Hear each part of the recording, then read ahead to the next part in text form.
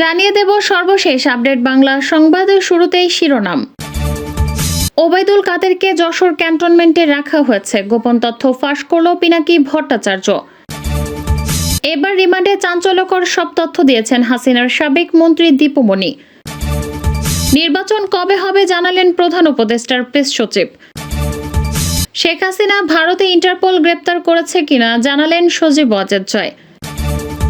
এতক্ষণ শুনছিলেন সংবাদ শিরোনাম, এখন থাকছে বিস্তারিত। দীপুমনির মুখোন্মোচন। তিনি ছিলেন শেখ হাসিনা সরকারের প্রভাবশালী মন্ত্রী, দায়িত্ব পালন করছেন আওয়ামী লীগের যুগ্ম সাধারণ সম্পাদক হিসেবেও।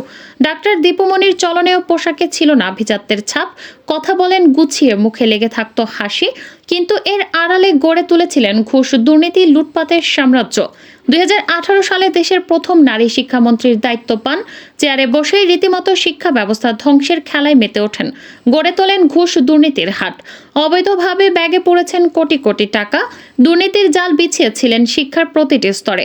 দুর্নীতির সাম্রাজ্য চালাতে নিজ এলাকায় ছাত্র জনতার আন্দোলনে আওয়ামী লীগ সরকার পতনের পর আত্মগোপনে ছিলেন তিনি।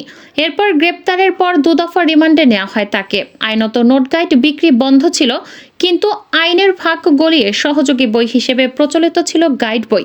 নোট গাইডের বিপক্ষে ব্যাপক কথা বললেও তিনি নিজেই বখরা নিতেন এসব সংগঠন থেকে।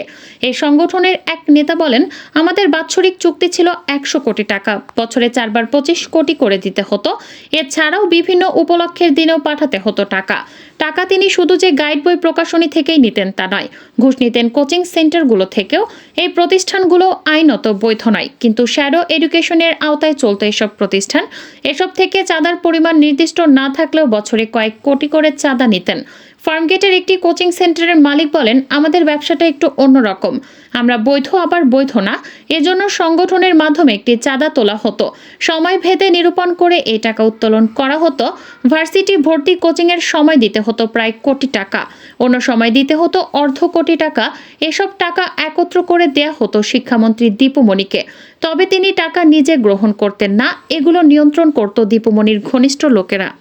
হাজারো মানুষের আর্তনাদের নাম আয়নাঘর। শেখ হাসিনা চলে যাওয়ার পর আয়নাঘর আবার আলোচনায় উঠে এসেছে। সেখান থেকে ইতোপূর্বে 3 জন বন্দী মুক্তি পেয়েছেন। তবে ডিবি পুলিশের রিমান্ডে আয়নাঘর নিয়ে চাঞ্চল্যকর নানা তথ্য দিচ্ছেন ন্যাশনাল টেলিকমিউনিকেশন মনিটরিং সেন্টার বা এনটিএমসির মহাপরিচালক মেজর জেনারেল অবসরপ্রাপ্ত জিয়াউল আহসান।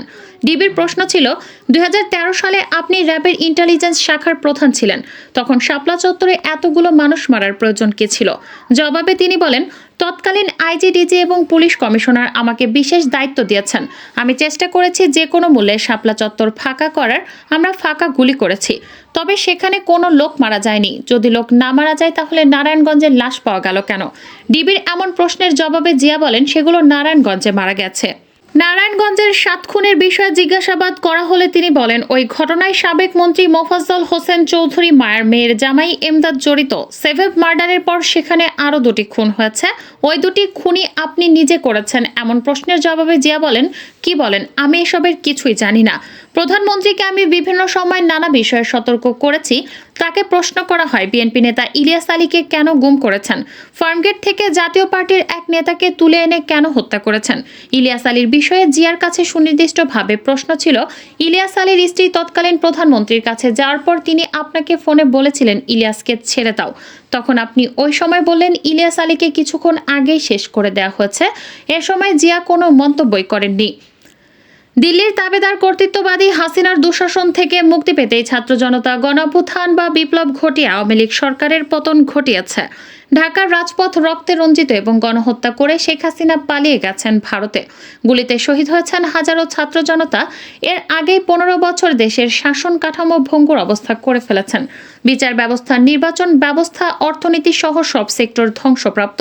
গণঅভ্যুত্থানের প্রধান লক্ষ্যই ছিল দীর্ঘদিন ধরে চলে আসা দুঃশাসন, নির্যাতন, নিপীড়ন, দুর্নীতি, লুটপাট, অনিয়ম, গুম-খুন বন্ধ করে আইনের শাসন প্রতিষ্ঠা এবং মানুষের গণতান্ত্রিক অধিকার, ভোটের অধিকার, কথা বলার অধিকার ফিরিয়ে দিয়ে দেশের আইনের শাসন প্রতিষ্ঠা। পাশাপাশি ভারতের নাচের পুতুল স্বৈরাচার হাসিনার সহযোগী অংশীদার, সুবিধাভোগী, দোসর তথা আলিগার্গদের বিচার ও দৃষ্টান্তমূলক শাস্তির আওতায় আনা। কিন্তু নোবেল বিজয়ী প্রফেসর ডক্টর মোহাম্মদ ইউনূসের নেতৃত্বে অন্তর্বর্তীকালীন সরকার গঠনের পর প্রধান উপদেষ্টা সেই পথে হাঁটতে চাইলেও তার সরকারের উপদেষ্টাদের কেউ কেউ ভিন্ন পথে হাঁটতে শুরু করেছেন। আন্তর্জাতিক মহলে পাহাড় সম ব্যক্তিত্বের অধিকারী ডক্টর ইউনূসের ইমেজ কাজে না লাগিয়ে প্রশাসনে চলছে পলাতক হাসিনা ও ভারতকে খুশি করার মহোৎসব। কোনো কোনো উপদেষ্টা যেন দিল্লির এদেশীয় এজেন্ট ও তাবেদারকে পুনর্বাসনের খেলায় মেতে উঠেছেন।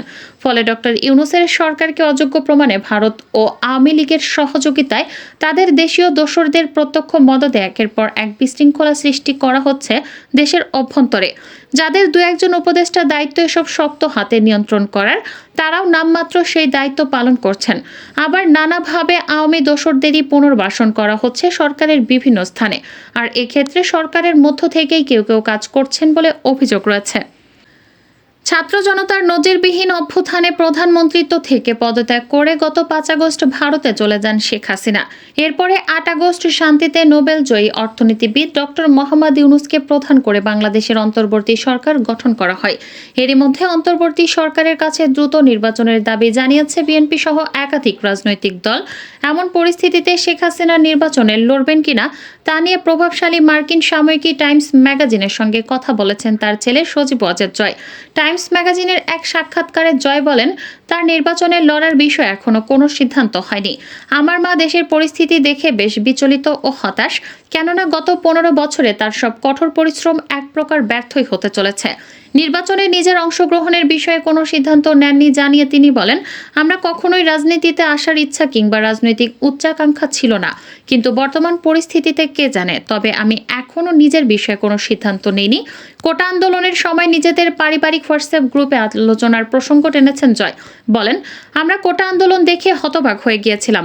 এমনকি আমি বলছিলাম 30% কোটা অনেক বেশি, এটি আমি 5% নামিয়ে আনা উচিত। তখন কেউ একজন বলেন, আমরাও মুক্তিযোদ্ধাদের নাতি নাতনি।